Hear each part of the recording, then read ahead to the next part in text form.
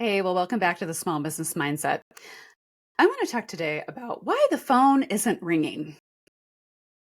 I hate it in sales when I'm reaching out and I feel like I'm doing all the things. I'm leaving messages, I'm sending emails, I'm trying to contact, and nobody's calling me back and nobody's emailing me back. And I feel like I'm being ghosted. I hate that. I think we hate that with friends, but more importantly, we hate that with business.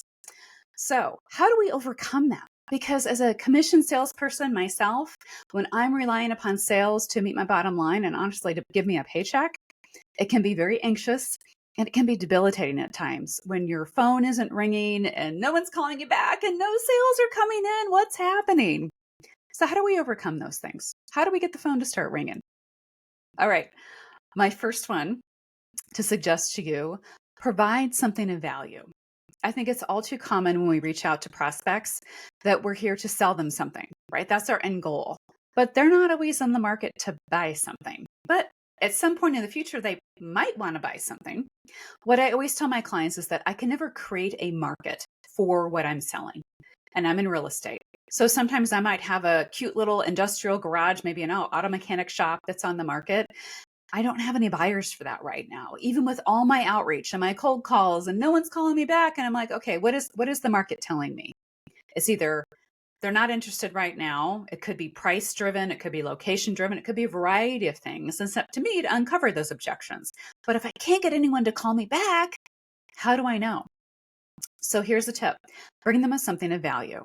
Anytime I cold call somebody, I'm not just selling them a property. I am saying, hey, I want to share with you some information that might be new to you. Here's what I have to share. It could be some market knowledge. It could be a tip. It could be a new app or a new system or product that you've tried within your business that has made you successful and helped you do things either less expensively, easier, things like that. Be helpful. And when you are communicating that, that's exactly what you need to do. You're not selling anything. You're doing them a favor. You're giving them a gift. So provide something of value on that first call and that first ask. Or if you haven't heard from them in a while, I bet they'll call you back a lot faster.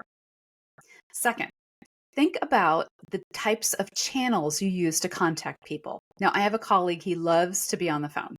And that's great. I have a lot of clients that that's like their number one mode of communication with me. They like to talk to me. Here's the challenge though. I am not always available for a phone call. I'm busy. I'm in meetings. I'm on showings. I'm, doing things like this. So phone call communication isn't always something I have time for every day, but I make sure if I have somebody that's calling me and leaving a voicemail, you better believe I'm going to be calling them back that day. So think about the multiple channels of communication: phone calls, texting, emails, social media, a handwritten note, direct mail, putting something, dropping something by their office. There's so many different ways you can get in front of people. And from my old marketing days in college, if you think about it, it takes about 7 times on average to get a message in front of something for somebody for them to respond and take notice. That's a lot. And that's why you think about if you're shopping for a car, which we don't do every day. We do it every few years or more. When you're in the market for it, your brain starts noticing things more. So you have to be constantly in front of them in lots of different ways. And that's why we hear, I'm using the car dealership example. You hear ads on the radio, things pop up on your social media feed. Things pop up in your world. You might get texts about it. You might get a phone call about it. You might notice a friend's talking about it. There's all those things that can circulate and work their way into your life just because you're paying attention to it. But timing is everything. So consistency and variety is important.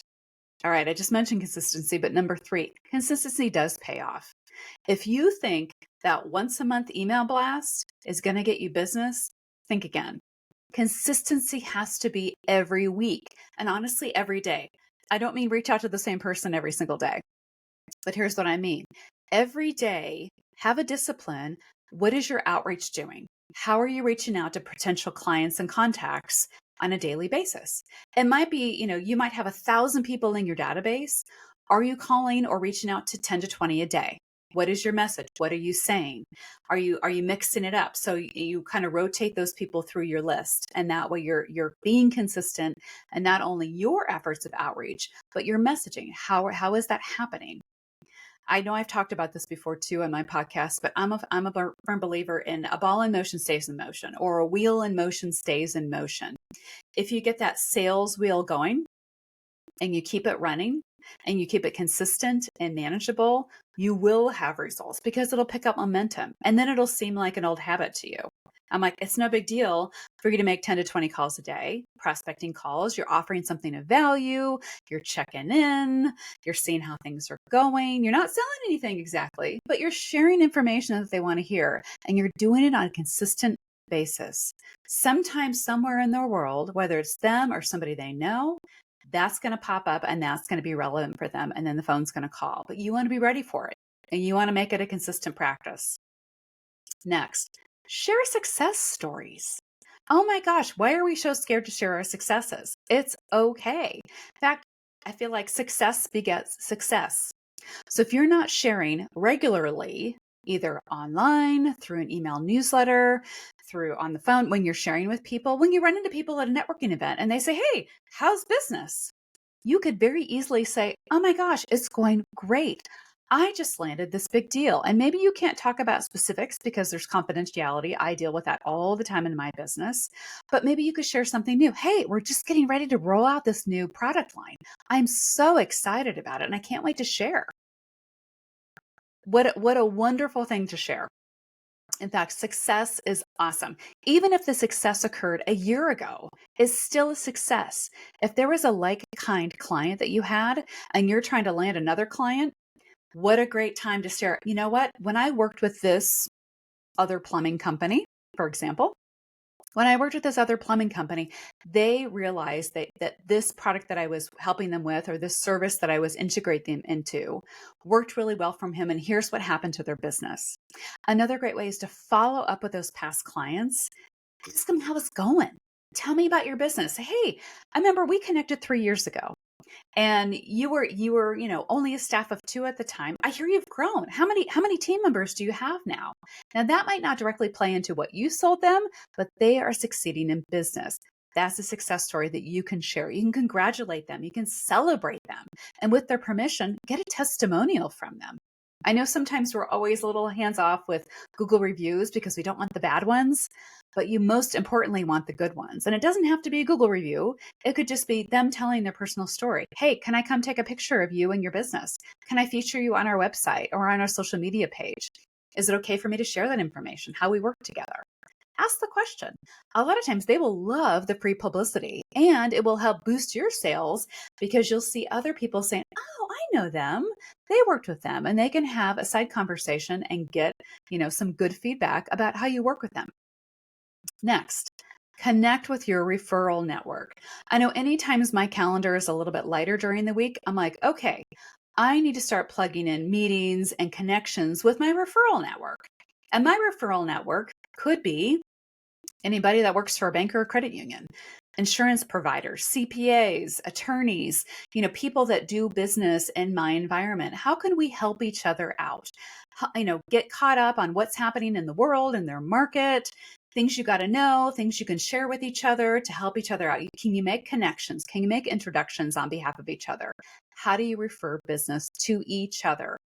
Anytime I look at, what my day's like or what my calendar's like, who's a low hanging fruit? Then I can say, oh, they might know something that's going on. Why don't I give them a call? It even might be your competitor, believe it or not. Because sometimes I find in my competitive industry in real estate, they might be working with somebody that we could work together on. They might be representing a buyer. I have a willing seller. Ta-da! We just put this thing together. But we don't know unless we ask. And how do we work together to share resources? All right. The other thing I want to share is be curious. Ask questions. People love to talk about themselves.